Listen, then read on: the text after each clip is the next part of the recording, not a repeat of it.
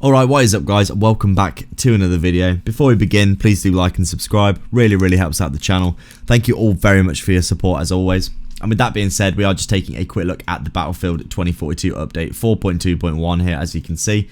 A bit of improvement following the release of update 4.2, as we can see here. Just going to go through some of these quality of life improvements and just have a little bit of a discussion about them.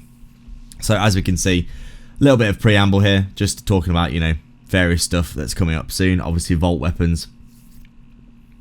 First previews for Vault Weapons coming in Season 5. The reworks for Vault Weapons, that's going to be pretty cool. But I think this is mostly just a few quality of life improvements. No major changes really.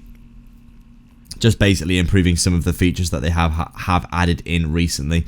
And also a little bit of balance changes for air vehicles, I believe. So if we just take a look at the changelog here, we can see maps. Players will no longer spawn out of bounds on capture points D1 and D2 on discarded. This was something that was happening quite a lot, and I saw quite a few people moaning about it, the fact that you can literally spawn out of bounds and sometimes not even make it into the battlefield before you die, basically, for essentially being outside of the combat area, which is really annoying, but obviously fixed now. These kinds of things, it is incredible to think how this could have possibly happened. I mean, how on earth could you put a capture point? How on earth could you put a out of bounds spawn point for a capture point on a new reworked map? I mean, I have no idea how that could even happen, how you could put a spawn point outside the map area. But whatever, that's been fixed now. The second issue resolved an issue that resulted in an unintended visual effect being placed on weapons when stood in heat sources, explosions of vehicles. I think I did actually notice this happen to me once, I believe, where essentially you've got this really weird kind of red effect on your gun, which is really strange and not in keeping, obviously, with whatever was going on in that moment.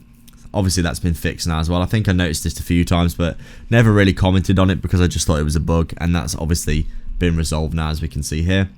So we've got collection and customization improvements. Obviously, they introduced a bit more of an update to the plus menu, making it easier to use and navigate, especially for people on controller, because they have to flick through every single bit of their plus menu previously. You can now remove parts of the by basically bits of the plus menu, so you can streamline the experience if you want to. We can see here also they've fixed up some of the issues here, resolved an issue that displayed incorrect attachment stats for ammo and rate of fire field when equipped in the first slot of the plus menu. This was something that I was remarking on in a few videos that I've recently done. It was so annoying that just the ammo capacity was basically constantly being shown as the wrong value on a lot of ammo types and stuff on my previous videos, so that's obviously been fixed now, which is good. Resolved an issue that sometimes displays the incorrect attachment upon selection within the plus menu. Another ridiculous bug where I just can't believe that that's even a thing, but that's been fixed as well. Definitely seen that before. Resolved an issue and resulted in the replace button overlapping the class text on the class's customization screen. Just more quality of life stuff there, really. Bit of a weird one to see that. Overlapping parts of the HUD, very strange and kind of janky and jarring to look at. And resolved an issue where equipping a melee takedown for a 2042 specialist would also equip it for the other specialists of the same class. I've been seeing this a fair bit recently when you load into games sometimes and it resets some of the things that you've recently changed on your class and stuff. This is obviously something similar to this as well. They really need to nail down some of this, janky, weird AI UI stuff, because yeah, it's fairly weird sometimes seeing things like that. So gameplay improvements resolved an issue that resulted in the camera being pulled down too significantly upon landing while aimed down sights. This is definitely something that I have been privy to, and it is very annoying. Sometimes when you land, when you're ADSing and you're literally your camera, it's like someone's punched you in the face, the amount of jank that you get with it. So good to see that that has been resolved a little bit. Air-to-ground missiles now deal higher damage when fired at a laser designated target. That's actually quite interesting, because it encourages a bit more synergy with laser tagging air vehicles. Obviously air vehicles have been nerfed quite a lot recently, so it's interesting to see that they have actually been, basically buffing a different way to be taking them down. I think javelins and especially the anti-air rockets. They're obviously not very good potent against dealing with helicopters because they just flare them off pretty much every single time. So it'll be interesting to see if this affects anything. We've got resolved an issue where players would sometimes count as occluded when standing in front of smoke. This is something that I've noticed. Hitbox registration is still a massive problem in this game. Hopefully they can keep working on that. We've got the vehicle cooldown timer on the deploy screen will now count down in real time. Something that's nice to see as well, so you know when you can actually get back into a vehicle.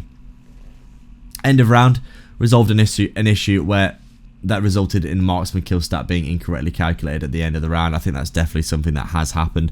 I've seen people getting 3,000 meter marksman kills, and I think it's probably just because they were in the helicopter, and it's just counted them as a marksman kill when really it wasn't really them being a marksman. They were just in a vehicle or something. Battlefield Portal. Custom experiences will now correctly grey out characters if they have been restricted. Obviously just another quality of life change there.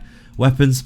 Resolved an issue that caused a broken recoil animation when firing the MTAR on Xbox and PlayStation 1. Xbox One and PlayStation 4, sorry. Very, very, let's just say, niche problem there. We've got vehicles. LCAA hovercraft engine damage will now correctly display as a damage indicator. Yeah, this is something that I've noticed before, that the hovercraft just doesn't seem to function properly, to be honest, when it gets hit by stuff. So we'll see how this affects things as well. And explosive damage will now be applied towards transport helicopters alongside the impact damage of the projectile. That's very, very interesting. I think that's definitely going to be a bit more of a nerf for helicopters as well. We all know that condors are a massive problem. I don't think I need to explain too much about why. Just still ridiculously good with all of their cannons and stuff they have on them, but we'll see how things continue to get reworked with the air vehicles going into Season 5. So, Specialist resolved an issue that resulted in Dozer having the ability to skywalk when climbing down ladders. It's not that type of game. Interesting. I had no idea that this was a problem, but clearly this is something that needed to be touched upon. Resolved an visual issue when grenades sometimes clip through Dozer's shield. This definitely does happen. Poor Dozer, he's still very janky and the worst specialist in the game. Definitely needs a rework. I think he might be getting a rework soon. And Rao's Cyber Warfare Suite will now transmit designated lock-on targets to friendly vehicles. That's quite a nice little change, actually. Hopefully that promotes more synergy as well. And that is it for today, guys. Thank you very much for watching indeed. As always, please do like and subscribe. Hopefully these changes will continue to make the game a bit more playable. And with all that being said, I'll see you in the next video.